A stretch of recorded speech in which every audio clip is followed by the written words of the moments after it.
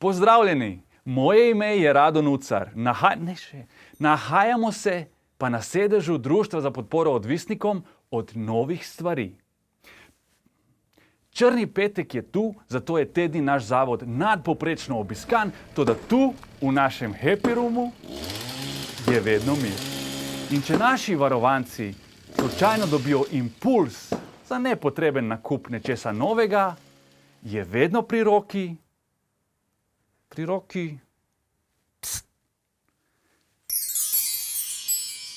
glasbena terapija. Pa spoznajmo nekatere izmed njih.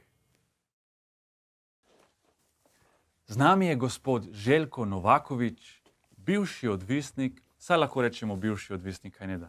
FOMO, bivši FOMO. Fomić. Fomić. Fear of missing out. Ja. Željko, kar izvolite. Ja, vse se je začelo 100 let nazaj, ko sem bil študent. Takrat so prišli ven te prvi mobilni telefoni in se spomnim, en model ga je imel. In Ericsson, Jurija 200G model, kar je pomenil Jurija 200 gramov teže. Mi smo se njemu vsi režali, kao kera budala bi hotela ta cegu nositi ves čas s sabo, pa veš, koliko to sranje stane, pa kera budala. Ni minil pol leta, pride ven, ful nora akcija. Stvar je šla z Jurija 200 gramov na pol kile, na obroke možno odplačilo, ful cenej, naenkrat so ga vsi imeli. Prej je bil budala model, zdaj sem bil budala jaz, ker jaz sem bil še edini, ki ga nisem imel. In potem sem ga mogel nabaviti, ker nisi mogel več tega.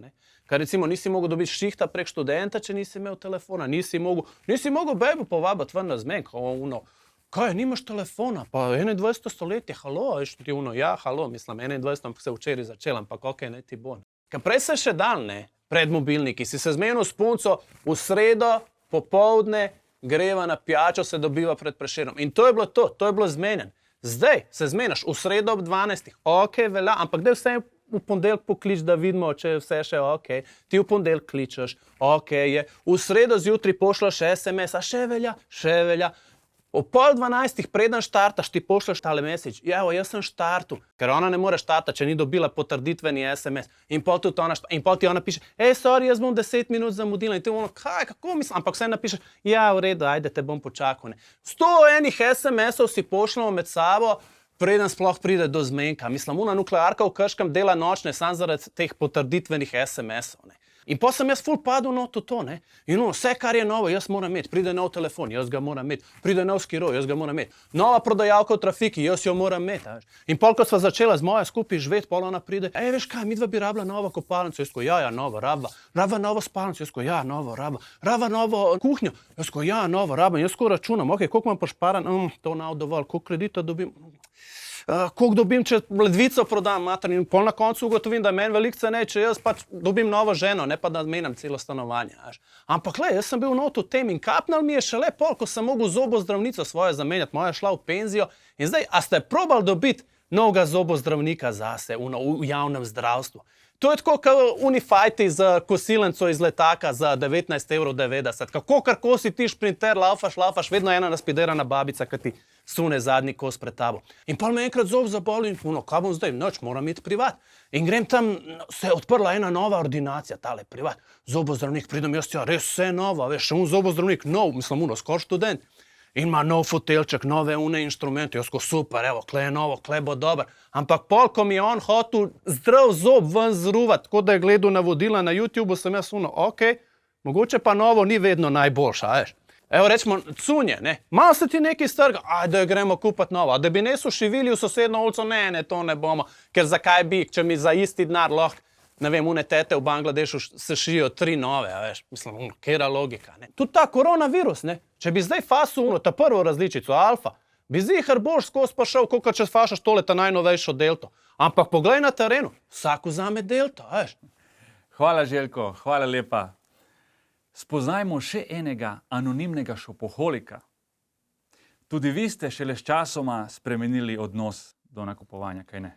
Ja, tako je. Moje ime je Mag Zapravko in sem anonimni šopoholik. Ne rabite povedati imena, če ste anonimni.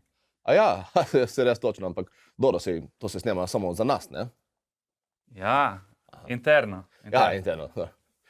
No, moj problem je, da sem šopoholik Jaz, če vidim nekaj novega, to moram kupiti. Ni važno, če mi to rabi ali ne. Recimo, zadnjič sem si kupil zimske gume, kar bi bilo v redu, če ne bi bila 200 € vsaka in če ne bi bil z obale in predvsem, recimo, če bi imel avto. Tako pa vse skupaj se je začelo zelo nedolžno. Da smo kaj malega kupili zvečer s kolegi ali s punco, da se imeti fajn. Potem sem začel tudi sam kupovati o posebnih dogodkih ali pa zvečer, da se malo sprostiti po napornem dnevu v službi. Kmalu zatem pa sem začel tudi na skrito nakupovati že med delovnim časom in ni rabilo dolgo, da sem zjutraj rabil en kratek nakup, preden sem lahko sploh začel dan. In ko sem prišel domov, sem se samo zaprl v sobo in nakupoval pozno v noč, dokler nisem zaspal z glavo na mizi in prazno kreditno kartico v roki. Drugi dan pa klasika. Podočnjaki, slaba vest in zvonjenje v glavi od poštarja, ki je prinesel vse to sranje. Pomagalo mi je pa vedeti, da vsaj nisem edini, ki se mu to dogaja. Enega majstra poznam, ki si kupi čisto vsak najnovejši telefon, ko pride ven, zato da sledi razvoju. A res ali kaj? Ker drugače kaj, en model preskočiš in se stvari toliko spremenijo, da ne veš več, če si kupil telefon ali toaster. Res je stručko, pa kaj potem narediš z vsemi temi telefoni po enem letu?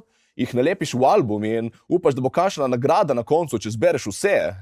Ja, bo nagrada, ja, dobil boš neon plaketo za debila leta. In polnilec se kupi ločeno. No, ko so začeli zapirati trgovine, sem si mislil, končno, ne bom več mogel toliko nakupovati, vsaj, če ne drugo, ampak ne. Ker potem se je vse samo prestavilo na internet in takrat sem se šele ujel v mrežo. Pa ne samo jaz, vsi so padli v to mrzlico online nakupovanja. Če vprašate mene, je to največja epidemija našega časa. Resno. Vsem mislim, da se nam je malo zmešalo. Ljudje so začeli kupovati nove ure, nove telefone, nove obleke. Še malo manjka, da si začnejo kupovati kar novih prijateljev in družin, ali pa da zamenjajo kar sebe. Čeprav, okej, tukaj poznam tudi par kolegic, ki so tudi s tem eksperimentirale. In valjda, ker kaj drugega boš počel. Meni je bilo dolg čas potem, ko so nam zaprli vse gostilne, mislim, vsa gledališča, ja. In nič potem čudno, da sem kliknil kupi kar na vsako neumnost, ki sem jih videl. Glejte to majico, kaj je to? Kapitan, česa sem v tej majici, slabega okusa, ali kaj? Jaz zapusta ne bi šel ven v tej zadevi, ampak ko sem to videl na internetu, sem rekel, jaz to moram imeti, nujno. Če ne drugo, mi je vsaj pomagalo ostati zdrav, ker kot ljudje vidijo v taki majici okoli, verjemte, socialno distanciranje je garantirano. Pa spletno nakupovanje ti odpre še čisto novo razsežnost zapravljanja, naročanje iz tujine. Mislim, da sem s tem tudi malo nadomeščal zato, da se nekaj časa ni dalo nikamor potovati, ker sem opazil, da vsako stvar, ki sem jo kupil, potem vsak dan preverjam sledenje naročila, da vidim, kje se nahaja in doživljam potovanje preko nje. Glej, včeraj se je pošiljka peljala ob španski obali, danes pa je že v zbirnem centru v Toskani. Wow, še ovitek za telefon ima boljše počitnice od mene. Parkrat sem se celo zalotil, da se pogovarjam z nakupi in se delam, da mi opisujejo, kaj vse so videli. Povejte 2 identične namizne lučke, ki jih ne rabim. Kaj vam je bilo najlepše v Amsterdamu? Meni so bile najbolj všeč tiste sobe, kjer smo ves čas svetljene zelene rožice. Meni pa je bilo najboljše gledati tiste seksi rdeče lučke v enih četrtih. Ja, tisto bi tudi jaz rad gledal. Zato sem se zdaj odločil zmanjšati to, koliko stvari kupujem preko neta, ker nočem, da mi je to pobeg iz realnosti. Zdaj, če se mi kaj pokvari, rajši dam popraviti, kot da kupim novo ali pa kupim kaj rabljenega. Nekaj časa sem čisto pozabil, da je tudi to dejansko opcija. Tako da, če tudi kdo od vas ni nikoli kupil obnovljenega telefona, ki je praktično kot nov, pomisli. Kupil si rabljen avto, živiš v rabljenem stanovanju in definitivno že mesece nosiš isto rabljeno masko, ampak obnovljenega telefona pa ne, ali kaj.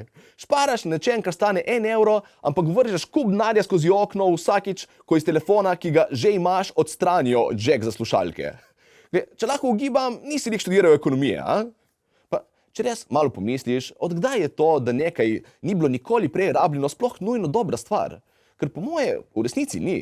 Recimo, če si predstavljam v glavi vse moje znanke, ki niti enkrat v življenju še niso imele tipa, jaz ne vem za vas, ampak jaz bi se dosti rajši odločil za eno vsej malo rabljeno. Novo, vem, da zgleda, da boš boljši od soseda. Z rabljenim si večji car, ti boš tudi enkrat star.